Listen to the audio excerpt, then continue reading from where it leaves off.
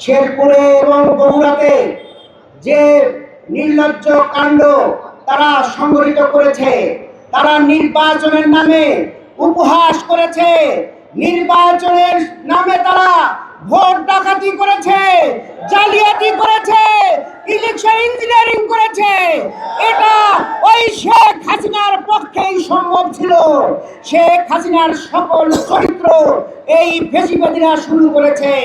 সংগ্রামী ভাইয়েরা, শেখ হাসিনা একদিন 1 বছর 2 বছর করে নায়াসিনামাইড ও স্যালিসাইলিক সমৃদ্ধ লিলি ফেস ওয়াশ যা ফেসের ডেড স্কিন সেল দূর করে দেয় দ্বিগুণ ফাস্টার ব্রাইটেনিং।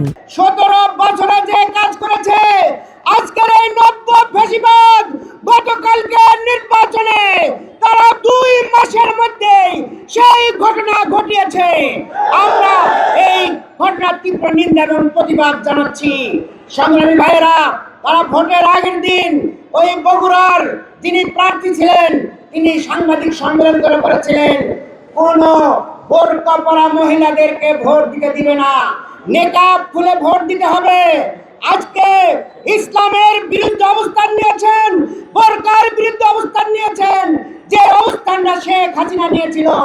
সংগ্রামী ভাইয়েরা, ভোট ডাকাতি, ভোট জালিয়াতি এবং মানুষের উপরে হামলা, আমাদের শেরপুরের একজন ভাইকে তারা আহত করেছে, তিনি আজকে জীবন মৃত্যুর সন্ধিক্ষণে রয়েছেন।